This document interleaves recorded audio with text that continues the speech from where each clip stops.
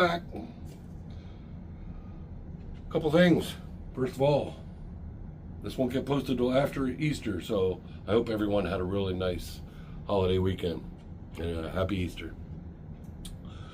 And the other thing was, I just wanted to let you know, if anybody cares, but I was previewing like last couple few videos before I posted them.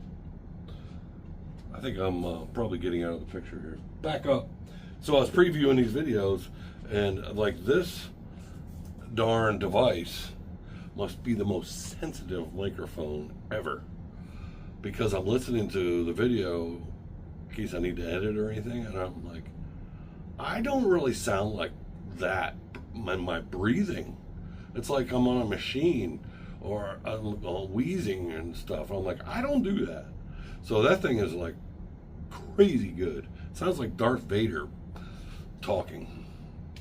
But anyhow, so I did want to let you know, because I'm thinking that's flipping weird. I don't sound like that, I promise. Anyhow, this video should be a pretty short one. Getting into a kit from Mind Mount Models. If you've never heard of them, check out mindmountmodels.com. They have an incredible selection of craftsman kits. Ron Kleiss is the owner. He's an awesome guy. Help him out. Order something cool. So I got this little shed. I have something else too from him, but this video is just about this little shed, because we all need little tiny buildings here and there and everywhere on our layouts. Always. So I got this little shed kit, and it's basically a craftsman kit for beginners, which will show you just the very basics of how to do a craftsman kit. And you still have a nice little model at the end. So, without further ado, I didn't lose my remote. I'm gonna shut this off, and we're gonna hike on over to the workshop. Okay, this is what we got. Mind Mount Models. It's a laser cut shed number 1, an HO scale. Its final footprint when it's done is 2 1/4 inches by 1 1/4. Pretty small, huh? So let's check this thing out quick. All right, got windows, some doors. Looks like glass we got for the windows and doors. And I'm assuming, yeah, that should be the roof card. And you have our 4 walls on one little sheet, 1 window, 1 door. Clapboard. There's some more of that wonderful roofing material. Tar paper roofing. And then we got some strip wood.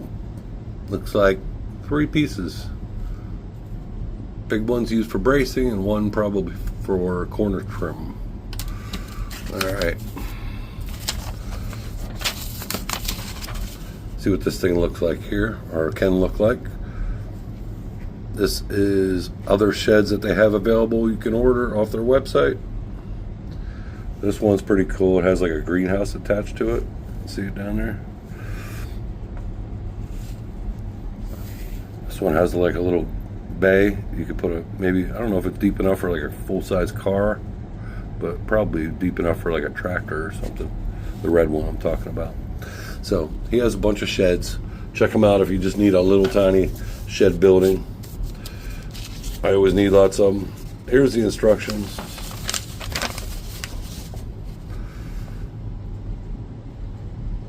It tells you what tools you need.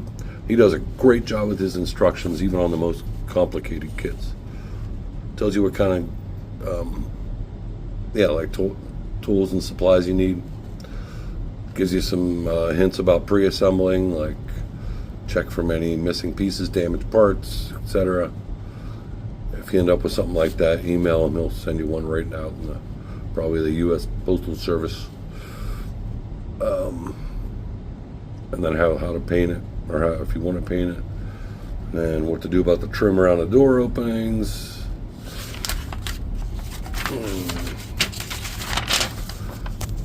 Oh, geez, sorry about that. I flipped right around on you, didn't I? Then how to assemble the wall. He uses 1, 2, 3 blocks like I use a lot of times to keep things square and flush. Then how to assemble the walls, install the doors, windows, how to do the roof, and that's it. Not much to it. So as you can see, this will take a little bit of time to do, but not a lot.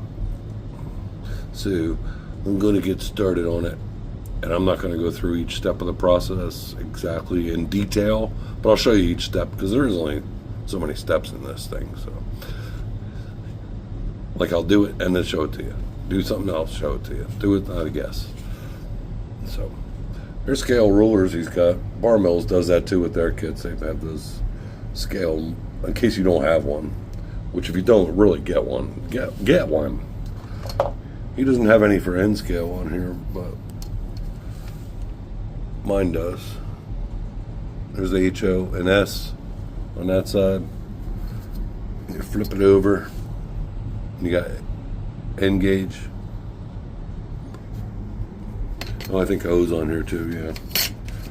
Turn it around, you got O gauge. Get one of these. I've had it for this 20 some years. You can always use a straight edge, and then if you're trying to measure something precisely, this thing's awesome. So, all right, never mind. Enough babbling. Well, let's see what we got done so far. Longest part of this is just we're going to be waiting for glue to dry. So we put bracing on the back of these walls with the thicker pieces of strip wood, which was this one. And they are arranged in such a fashion that when put together, if you can see, there's a V groove between the two walls that this corner trim will fit in. So I also went ahead and added, you probably can't see it, and they're really not necessary, but I did it for the heck of it. Put nail holes. So you can see like that. Maybe you can see, I don't know. But I took a straight edge and this little tiny bitty pounce wheel and just rolled it on up to create these nail holes. In HO scale, they're really not visible, and I rarely do it, but I wanted to show you that you can do that if you'd like to. There's still static grass laying around here. I got a vacuum now my workbench. Anyhow, the doors, windows, sprayed them with a light gray primer, let that dry, sponged on that steamed milk paint from Anita's, just an off-white eggshell acrylic. Used a little bit of sponge. I also, before I did that, and before I sprayed the primer on it, took a blade and went down and just, real sharp blade, made wood grain in the door frame and the door and on the windowsill frames. So even that's hard to see, especially once you get paint on it, but it does show up in a close-up photograph pretty decent. So we did that. I guess that's all we did. Oh, I painted this, but it's going to need another coat. I just put a really light dabs with the sponge the whole way down for my corner trim, and it's just a little too faded, too much gray showing through. So I'm going to give that another shot of that. Then, next step will be to stain this. I'm going to use that. It's an India ink alcohol wash. I tried different stains to see what the wood would look like once it's stained. So this is the one I settled on. And then we'll paint the walls. And then we'll put in the doors, the window glass, the windows. Put the roof on it. I don't know what I should do here. Maybe I should put shingles on it instead of this rolled roofing. Maybe I should just have a shingled shed. So anyhow, that's it. We'll be back in a flash.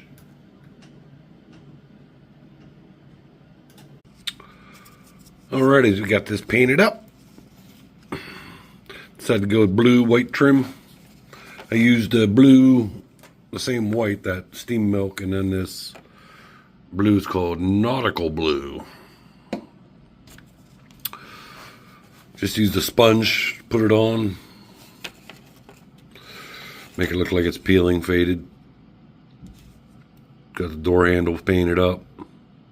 Looks pretty good, I think. Still drying here, so I don't want to fiddle too much.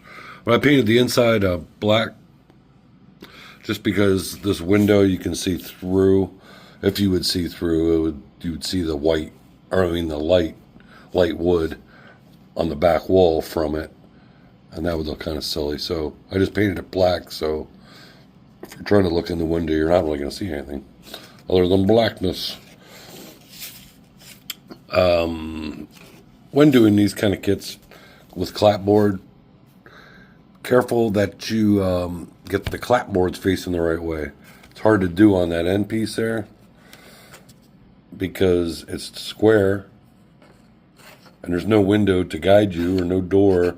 It's just a square piece of wood, but the clapboard has a beveling to it that angles downwards. So it's easy to do on the other three walls because you really know where they go. It's also easy to get the windows upside down. But other than that, that's about the only tips I got for you. I'm going to do this roof now. Here's the roof card. I'm going to paint the underside around the edges like a dark gray. And then I'm going to put on these shingles. I still have a whole bunch of left from that last build video from Bar Mills, the Majestic Hardware. So let me finish this up, and then that will be that almost. Well, let's call this a wrap. Fun little kit. Doesn't take too long. Get her all put together, and like I said, everybody needs little tiny small sheds and tiny buildings and things on their layout. So here's one you could make. Of course, birds like roofs. That's a 3D print from Mini Prints. Used the shingles from the Bar Mills kit.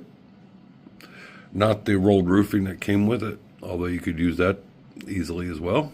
It'd be just as nice. I don't know, a couple random boards flung up on the roof. Seems like everybody's layout always has a board or a tire or something laying on the roof. People just throw stuff up there for unknown reasons. Ladder is just, I don't know where the heck came from. Out of my scrap box. Painted it up. Made two little posts, stuck it on there. Added the keep out sign, because you definitely need to keep out of this thing. In the barrel. Cinder blocks are 3D prints. I think they're also from Mind Mount Models, if I'm not mistaken. But if there's somebody else's, I'm sorry. But anyhow. So that's that. Hope you enjoy it. If you're just getting into craftsman kits, try a few things like this first before you get into anything more complex.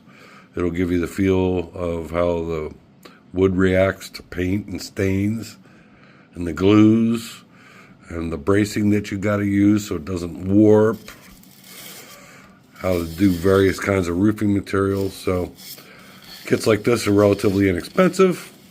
They make a nice little addition on your layout. So I hope you give one a try. If you want to check out Ron's selection there at mindmountmodels.com, he has numerous sheds that look just like this or different styles you could buy. And give her a shot. All right, guys. Thanks. Again, I hope you all had a great Easter weekend, and we'll catch you on the next one.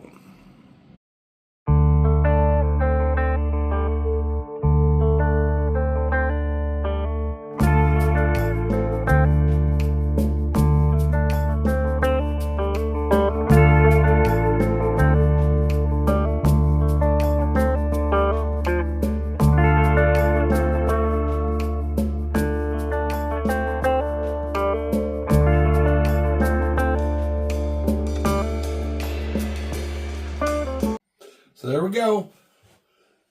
Thanks again for coming by. I do appreciate it. I hope you enjoyed it. Not a real long one this time. It's so hard to keep them below a half an hour. So forgive me if some of them go a little long. It just can't be helped. But anyhow, if you did like and you haven't subscribed, please subscribe and hit the thumbs up button. Leave me any comments, and I will catch you on the next one. Thanks a lot, folks. Bye.